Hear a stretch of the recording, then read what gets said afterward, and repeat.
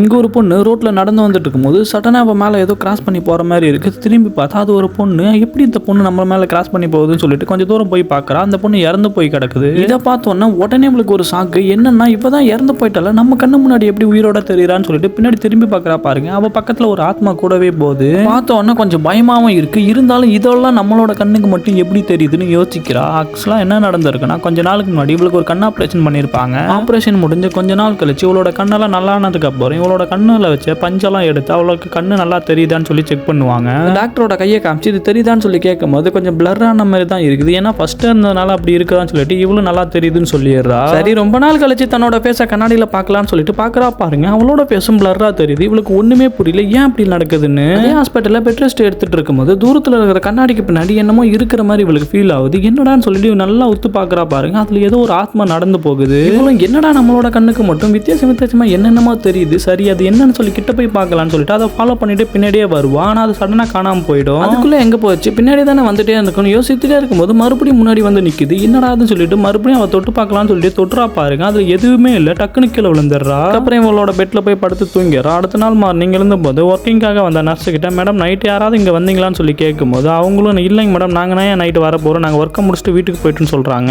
இவளுக்கு அங்கே என்ன நடக்குதுன்னு ஒன்றுமே புரியல. சரி, அதை அப்படியே விட்டுறா. கொஞ்ச நாள் ஆப்ரேஷனுக்கு முன்னாடி ஒரு சின்ன பையன் அவனுக்கு ஃப்ரெண்ட் ஆகிறான். அவன் ஆப்ரேஷன் முடிஞ்சு இவளை பார்க்க வந்தோன்னா அவனை பார்த்தோன்னா ரொம்ப ஹாப்பி ஆயிடுறான். அந்த சின்ன பையன்கிட்ட எப்படா இருக்க, நல்லா இருக்கேன்னு சொல்லி கேட்டுகிட்டே இருக்கும்போது அந்த சின்ன பையன் என்ன பண்ணுறான்னா ஒரு ஃபோட்டோ எடுத்துக்கலாமான்னு சொல்லி கேட்குறான். ஃபோட்டோலாம் எடுத்து முடிச்சதுக்கப்புறம் சடனாக பார்த்தா நிறைய பேர் அங்கே நிற்கிற மாதிரி இருக்குது. இவளுக்கு ஒன்றும் புரியல. அதுக்கப்புறம் அவங்க வயலின்லாம் கொடுத்துட்டு அங்கேருந்து கிளம்பிடுறாங்க. ஒரு பொண்ணு மட்டும் இவளோட காதில் வந்து இன்னும் கொஞ்ச நேரத்தில் நீ இறந்து போயிடுவ அப்படின்னு சொல்லி கேட்குறா. இவளும் எப்படின்னு சொல்லி கேட்கும் போது இங்கே தீ பிடிச்சி நீ கருகி இறந்து போயிடுவேன்னு சொல்கிறா. அதுக்கப்புறம் ஏதோ ஒரு கெமிக்கல் லேபில் இருக்கிற மாதிரி இருக்குது. அங்கே என்னமோ நடக்குதுன்னு சொல்லி பார்த்துக்கிட்டே இருக்கா. சடனாக பார்த்தா நெருப்பு எரிய ஆரம்பிச்சிருது. உடனே இவளுக்கு பயந்துடுறா. என்னடான்னு பார்த்தா இது எல்லாமே கனவு.